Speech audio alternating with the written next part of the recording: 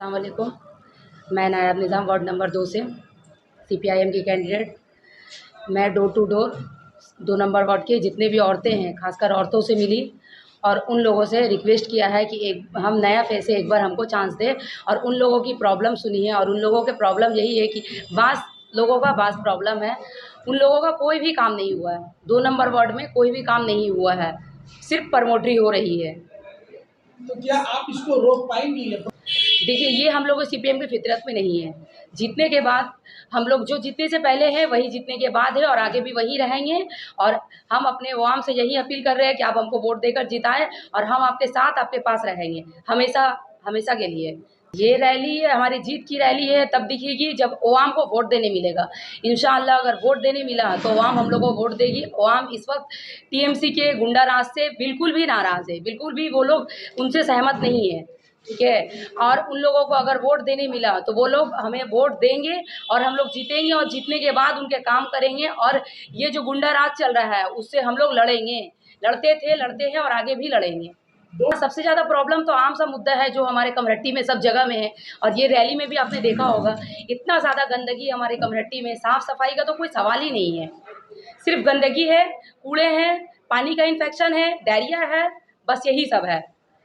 प्रमोटरी हो कहीं तो वहाँ पे बोलने जाना नहीं पड़ेगा कि हाँ कहीं प्रमोटरी हो रहा है, वहाँ पे काउंसलर पहुँच जाएँगे। लेकिन काउंसलर का जहाँ एक्चुअली में जो काउंसलर का काम है, वो ज़रूरत पड़ेगा तो वो उनको फ़ोन करके बुलाना पड़ेगा। और बाज़ लोग से मिले हैं, उन्होंने फ़ोन किया है तो उनको ये कहा जाता है कि आपको हम फ़ोन पे नहीं बता सकते, आप मेरे ऑफ़िस आइए। ऑफ़िस आते हैं तो ऑफ़िस में भी उनकी सुनवाई नहीं होती है।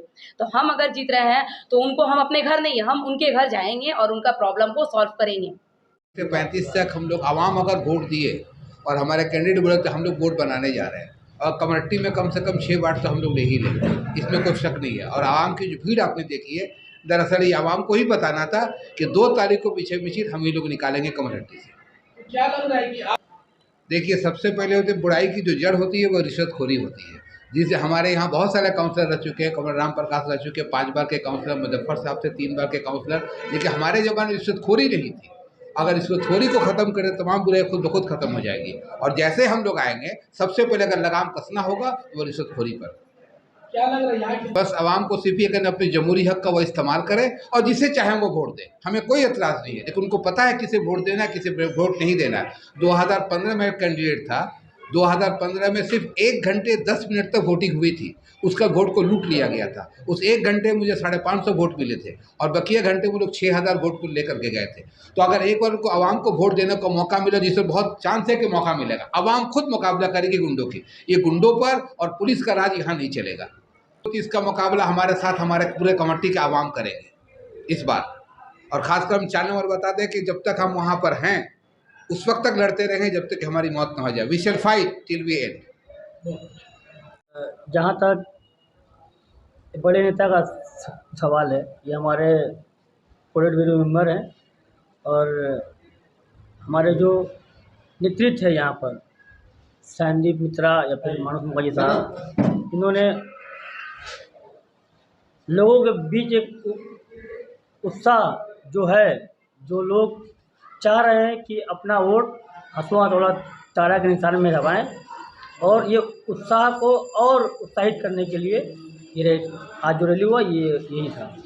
तो जिस तरीके से क्या लग रहा है कि जीत पाए? ये इससे पहले जो 2015 में इलेक्शन हुआ था वो पूरा का पूरा वोट लूट लिया गया था और इस बार भी वही ना हो, इसके लिए हम लोग हैं। अगर वोट हुआ तो हम लोग जीत रहे हैं। बहुत बहुत शुक्रिया। हमें जोश लग रहा है कि हम तमाम आवाम हमें जिताएगी, ज़रूर जिताएगी। हम अपने वार्ड में हर गली हर आंगन में जा कर के देखे हैं, सब अपने वोटरों से मिले हैं। मिलने के बाद हमें बहुत अच्छा लगा, उन्होंने हमें बहुत प्यार दिया। बस वोट सही वोट अगर देने मिल जाए, कोई माने लूट वगैरह ना हो, तो हमें इंशाल्लाह ज़रूर कामयाबी हासिल होगी। ओल्ड एज पेंशन है, विधवा पेंशन, ये सब उन लोगों को नहीं मिल रहा। बहुत तरह तरह की मैंने हमको वहाँ पर जाकर पता चला है कि विधवा पेंशन नहीं मिल रहा, ये सब बंद है। तो क्या लग रहा है कि आप सबसे अहम मुद्दा सबसे पहले मिल रहा है हमें साफ सफाई का। वहाँ मैंने कि जिधर भी जा रही हूँ बस सिर्फ गंदगी ही गंदगी नज़र आ रही है। ड्रेन उसी तरह पूरा जाम पड़ा हुआ है, कोई सफाई नहीं है, निकासी का काम नहीं हुआ है और रास्ते भी बहुत ख़राब है। अपने वार्ड के लोगों से यही कहूँगी कि ज़्यादा से ज़्यादा वोट देके हमें जिताएं और अपना काउंसलर बनाएं और उनके हर दुख सुख में हर वक्त उनके साथ में कदम से कदम मिला के चलूँगी और अपने कामों को बखूब अंजाम दूँगी। तैयार हो चुकी है और आवाम जो 1 से 7 नंबर वार्ड, जहाँ पर उर्दू बोलने वाले मुसलमानों की यहाँ पर आबादी ज़्यादा है, ये लोग मेंटली, फिजिकली हर हिसाब से वोट देने के लिए तैयार हो गए हैं। जो लोग ये सोच रहे हैं कि 2015 की तरह हम लोग इस बार वोट लूट करेंगे, उस वक्त सिर्फ सीपीएम के कैंडिडेट लड़ाई लड़े थे। इस बार आवाम मैदान में उतरकर अपना हक खुद से देकर अपने हक का इस्तेमाल करेगी और जो पूरे कमहट्टी में निकासी का मसला, रास्ते का मसला, ओल्ड एज पेंशन का मसला, बहुत सारे स्कीम्स हैं जो आवाम तक नहीं पहुंच पा रहे हैं, बहुत सारे फंड हैं जो आवाम तक नहीं पहुंच पा रहे हैं, इन तमाम चीज़ों का हिसाब इन 7 काउंसलर से और इन कैंडिडेट से लेगी। क्या मसला यहाँ के सोच का है? यहाँ के जो काउंसलर अभी भी जो कैंडिडेट हुए हैं, ये अपने मीटिंगों में बोल रहे हैं कि हमारा एमएलए है, हमारा एमपी है, हमारा है, हमारा राजा है। ये जमहूरियत को ही खत्म कर चुके हैं। ये सोच रहे हैं कि हम राजा बनने के लिए उठे हैं, जबकि हम लोग आवाम की खिदमत करने के लिए, आवाम की सेवा करने के लिए उठे हैं। नाला साफ करना, रास्ते की मरम्मत करना, इलाके में साफ सफाई रखना, गार्बेज सही वक्त पे उठे इसको देखना, बाकी जो तमाम स्कीम आ रहे हैं उसको सही तरीके से पहुंचाना, म्युनिसिपल जाकर जो माइनॉरिटी इलाका है, स्लम्स एरिया है, उनके लिए जो फंड आता है उसको खींच के ले आकर आवाम तक पहुंचाना, ये काम इनका नहीं है। ये पावर, सिर्फ पावर हासिल करने के लिए, प्रमोटिंग करने के लिए, कट मनी खाने के लिए, रिश्वतखोरी खाने के लिए ये खुद को काउंसलर के रूप में देखना चाहते हैं। लोग नहीं, यहाँ के आवाम ने जब 4 तारीख को टीएमसी का कैंडिडेट का नाम ऐलान हुआ तो आपके तमाम न्यूज़ चैनलों ने, आप शायद नहीं आए थे, तमाम न्यूज़ चैनलों ने दिखाया था। उस वक्त टीएमसी के वर्कर बता रहे थे कि क्यों इनके विरोध में है। इनका एक 4 नंबर वार्ड में इनका एक कैंडिडेट है जिसने 17 जनवरी 2020 को पूरे कमहट्टी को आग लगाया था। 50 से ज़्यादा बाइक चले थे।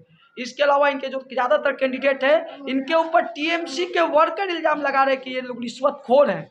तो ये हमसे क्यों पूछ रहे हैं? ये इनके वर्कर्स बोल रहे थे, हम लोग नहीं बोल रहे थे, आवाम बोल रहे थे। तो क्या कहना चाहेंगे आप? आवाम खुद से सुबह सुबह अपना वोट अपने से खुद से दे, ये इनका हक है। एक वोट बहुत कीमती है, एक वोट आपके 5 साल तक का। आपको ये बता दिया जाए कि जितने फंड आते हैं, चाहे वो दिल्ली के हो चाहे वो बंगाल के हो, वो तमाम फंड भाया म्युनिसिपल आता है। अब म्युनिसिपल में जो काउंसलर आपके वार्ड का होता है वो म्युनिसिपल से आप तक पहुंचाता है। इसलिए अपने इस पोस्टमैन को ईमानदार रखिए। कोई ऐसे चोर उचक्कों को मत चुनिए जो वो बीच में से, रास्ते में से पैसा आपका उड़ा के अपने जेब में डाल ले और घर पे सोया रहे पावर के नशे में। आपको काउंसलर चुनना होगा ऐसा जो आपके बीच में रहे, आपके रोजाना आपके दरमियान में रहे और ईमानदारी के साथ। रिश्वतखोरी, कट मनी 3,70,000 रुपया करके आया था घर बनाने के लिए। कितने लोगों का घर बना है? ये तमाम स्कीमों को पहुंचाना होगा। 50 लाख रुपया आया था, वक्फ बोर्ड की जमीन है छोटी मस्जिद के सामने, 3 मरतबा पैसा वापस गया। ये फंड बाया महाज के हमारे जो तमाम कैंडिडेट जीतेंगे, हमारा वोट बनेगा, ये फंड कमेटी में इस्तेमाल होगा। लड़कों को कंप्यूटर ट्रेनिंग होता है, लड़कियों का और ट्रेनिंग होता है, ये तमाम चीज़ म्युनिसिपल से आते हैं। इसलिए ईमानदार को चुने, अच्छे को चुने, सच्चे को चुने और पढ़े लिखे को चुने, जाहिलों को मत चुनिए।